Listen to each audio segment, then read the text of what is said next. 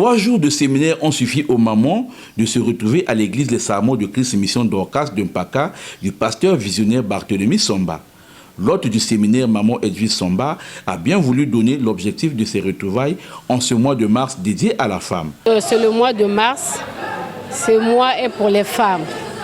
Et dans cette église, on avait pensé vraiment à ramener toutes les femmes à la présence du Seigneur. Parce que les femmes n'ont pas appelé à aller faire de musique, mais qui doivent se mettre dans l'église et travailler pour le Seigneur. Voilà pourquoi on a préféré parler aux femmes, parce qu'elles ont cette valeur de se lever, de travailler et de s'engager dans le ministère. Voilà le but de notre séminaire. Le peuple de Dieu de Mpaka a été édifié sur le thème principal de ce séminaire des mamans intitulé « Femme, lève-toi comme une mère ». Thème très capital tiré du livre de Juges, chapitre 5 au verset 7. Ce séminaire qui avait pour oratrice des femmes pasteurs, dont le Seigneur utilise puissamment, a été un grand moment de partage grâce aux différents sous-thèmes développés, d'abord par les pasteurs Blanche Falex, Bernadette Folo, puis Christella Ngakoli. Ce soir, j'apporte un salaire de la part du Saint-Esprit. La femme prit l'enfant et l'allaita. Parole du Seigneur. Voilà, nous pouvons nous assurer.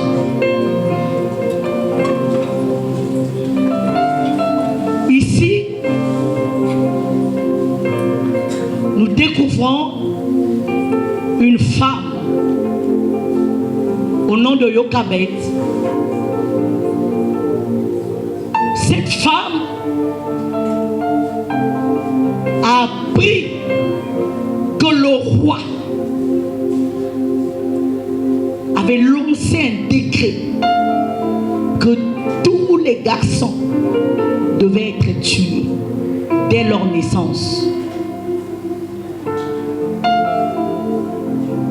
Gloire à Dieu, il y avait des sages-femmes qui craignaient Dieu, qui n'ont pas respecté la loi.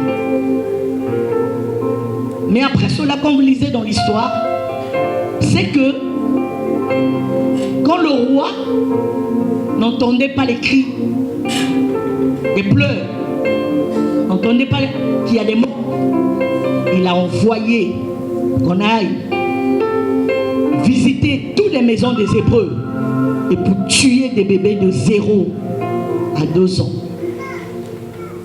La Bible parle de cette mère qui prend le risque de ne pas obéir à la loi ou au décret du roi. Elle prit son bébé et le cacha. Une mère ne fléchit jamais devant la mort.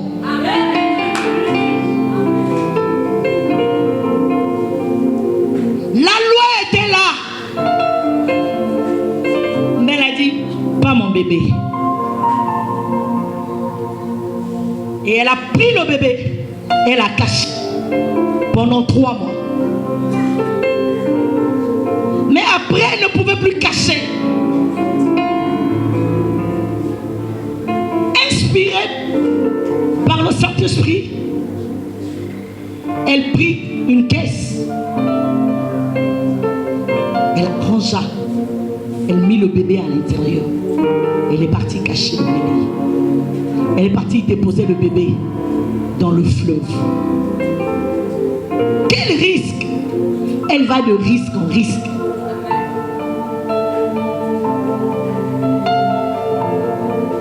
J'aimerais dire à une femme,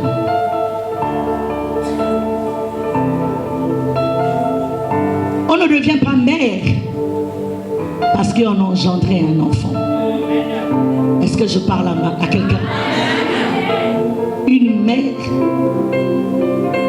que dirons-nous des filles ou des femmes qui n'ont pas encore eu des bébés? J'aimerais dire que tu es une mère au-dedans de toi. Est-ce que je parle à quelqu'un? Lorsque tu es une femme, tu es une mère. Au premier jour, on a demandé aux fidèles de travailler sur ce qui va subsister, car l'homme a la semence et la femme a la vie. Il faut donc que la femme se lève comme une pousse, parce que lorsque la femme se lève, rien ne peut l'arrêter, tel est le résumé du 2e jour. Dans sa prédication, le pasteur Ngakoli Christella a parlé de la femme comme étant l'Église et de la femme au féminin. Le sous-thème « Femme, lève-toi » comme une mère qui doit prendre des risques avec Dieu a été développé. Malgré la loi, malgré les décrets, elle a pris son bébé, elle a caché, elle a pris des risques de ne pas obéir au roi.